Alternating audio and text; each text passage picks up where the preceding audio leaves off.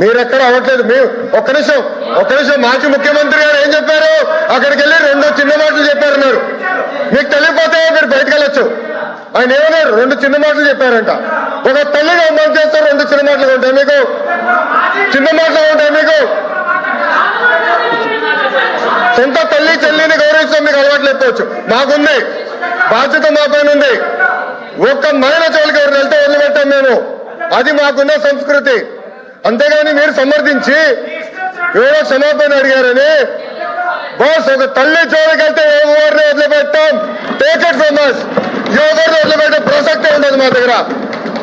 ఎవరు తల్లైనా, జగన్మోహన్ రెడ్డి గారి తల్లైనా కూడా, ఎవరు తల్లైనా, ఎవరు చెల్లైనా, ఎవరు అక్కైనా, ఎవరు ఒక మహిళ జోలికి వెళ్తే ప్రజాప్రభుత్వం ఎవరిని వదిలిపెట్టే ప్రసక్తే ఉండదు.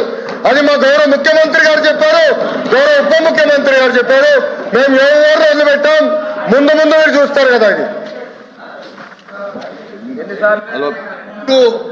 ఎందుకు రాజకీయాల్లో తల్లులను తీసుకొచ్చి మహిళలను తీసుకొచ్చి ప్రతిబంధం చూసుకోవడం నాకే అర్థం ఉండదు.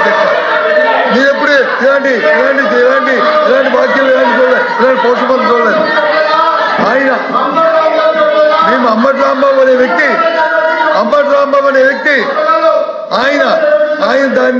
ఆయన్ని తిడితే ఆయన తల్లి కాదా?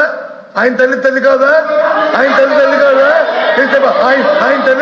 తల్లిని తిడితే, ఆయన ప్రేరేపిస్తే దానికి ఆయన రియాక్ట్ అయ్యాడు. తప్ప ఆయన తల్లి ఒకటి, మీ తల్లి ఒకటి, నా తల్లి ఒకటే, అందరి తల్లి ఒకటే. మీ తల్లి నా తల్లి ఆయన అందరి తల్లి ఒకటే. కానీ ఈ సాంప్రదాయం కాదు అధ్యక్ష. ఈ సాంప్రదాయం కాదు అధ్యక్ష. వాయిస్ పెంచేంతలోనూ గట్టిగా మాట్లాడటంలోనూ విమర్శలు పెంచడంలోనూ ప్రదర్శించే అధ్యక్ష. సాంప్రదాయబద్ధంగా చట్టబద్ధంగా ప్రభుత్వం వచ్చి చట్టబద్ధంగా సాంప్రదాయబద్ధంగా మీరు వచ్చి యాక్ట్ చేయాలి అధ్యక్ష. ప్రభుత్వం ఎందుకు ఇచ్చారు అధ్యక్ష? మీకు అధికారం దేనికి ఇచ్చారు? అధికారం చేతిలో తీసుకుని మీ ఇష్టారాజ్యంగా చలాయించమనా? అధికారంగా మీ సూచనల మీద వచ్చి కేసులు పెట్టమనా? పెట్రోల్ బొమ్మలు ఇస్తున్నామనా? వాళ్ళ మీద వచ్చి బెయిల్బుల్ సెక్షన్ ఇవ్వమనా? లేకపోతే వాళ్ళ మీద వచ్చి ఆ మహిళల మీద దాడి చేయమనా? దేనికి ఇచ్చారు చట్టం? దయచేసి సార్, ఎవరు తల్లైనా, ఎవరు భార్య అయినా, ఏ మహిళ అయినా అందరూ గౌరవించాల్సిందే, పూజించవలసిందే. ఇందులో ఎవరికి ఏ విధంగా భేదాభిప్రాయం లేదు అధ్యక్ష. ఎవరు చేసినా సరే తప్పే అధ్యక్ష. తప్పే అధ్యక్ష. తప్పుని సమర్థించే సమస్య లేదు అధ్యక్ష. కానీ అక్కడ పరిస్థితులు, అక్కడ వాస్తవాలు, అక్కడ జరుగుతున్న పరిణామాలు అవన్నీ కూడా ఆలోచన చేసుకోవాలి బాధ్యత ఉంది అధ్యక్ష. ఆయన వచ్చి చెప్పాడు, జరిగింది నా వయసుకి మంచిది కాదు, నన్ను ప్రేరేపించారు కాబట్టి నేను ఆ పరిస్థితులు నోరు జారాను, తప్పు, నేను విత్డ్రా చేసుకుంటాను, నా వయసుకి మంచిది కాదు, ఇది చెప్పకూడదు అనకూడదని క్షమాపణ కోరుతాను కోరాడు అధ్యక్ష. ఆ జ్ఞానం ఉండబట్టే, ఆ ధైర్యం, ఆ తప్పు చేద్దానే అని రిజేసి ఉండబట్టే చెప్పాడు అధ్యక్ష.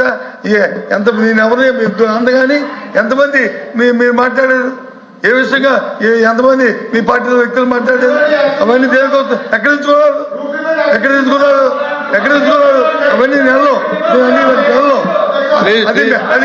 అది మీ ఇంగిదికానికి మైకనిసేయండి. ఏకపక్షంగా ఉండకూడదు. ఒక్క నిమిషం బొత్స గారు ఒక్క నిమిషం ఓపిక ఏనండి, కూర్చోండి. మీరు వినండి దయచేసి. పెద్దవారు కొంచెం ఓపిక ఉండాలి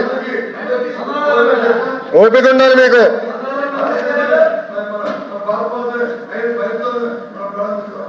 ఓకే ప్లీజ్. ఒక్క నిమిషం అధ్యక్ష, ప్లీజ్ కంక్లూడ్ చేయండి. ఒక్క నిమిషం అధ్యక్ష. నెల్లూరులో వాళ్ళ మాజీ శాసనసభ్యుడు మా శాసనసభ్యురాల గురించి ఏం మాట్లాడారు అధ్యక్ష ఆ రోజు? దానికి సమాధానం లేదు. దాని తర్వాత ఒక్క నిమిషం సార్ మాట్లాడినండి. మీరు మాట అంటున్నా, మీ పార్టీ నాయకుడు వెళ్ళి సింపుల్ గా ప్రెస్ మీట్ లో 2 చిన్న మాటలు చెప్పారు. 2 చిన్న మాటలు. అది ఒక తల్లిని అవమానిస్తే 2 చిన్న మాటలండి.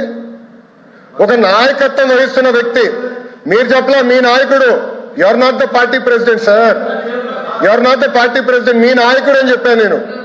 మీ నాయకుడు బెంగళూరులో ఉండే నాయకుడు, మీ పార్టీ నాయకుడు ఏమన్నాడండి? 2 చిన్న మాటల. ఒక తల్లిని అవమానిస్తే 2 చిన్న మాటల. అంత చిన్న మాటల సార్ ప్లీజ్ ఎట్లా అవుతుంది సార్ ఇది? ఈ డిస్కషన్ ఒక్క నిమిషం, బొత్స గారు మీరు ఒక మాట అన్నారు, మీరు ఆధారాలు ఇవ్వండి, విల్ టేక్ యాక్షన్ అంటున్నా. మా కార్యకర్త భారతిరెడ్డి గారి గురించి ఒక పోస్ట్ పెడితే, ఒక వీడియో చేస్తే మేము యాక్షన్ తీసుకున్నాం. అది మాకున్న చిత్తశుద్ధి. 5 సంవత్సరాలు మీరు ఏం చేశారు? మా పార్టీ ఆఫీస్ మీద దాడి చేస్తే మీరు ఏం చేశారు? ఏం చేశారు సార్? ప్లీజ్ మీరు ఏం చేశారు? సభలో మా తల్లిని అవమానించడం మీరు ఏం చేశారు? ఒక్క నిమిషం సార్, ఒక్క నిమిషం. ఎల్ఓపి గారు నేను సూటిగా ప్రశ్నిస్తున్నా, అంబటి రాంబాబు గారు ఇచ్చిన స్టేట్మెంట్ కరెక్టా రాంగా మీరు తేల్చి చెప్పండి ఫస్ట్.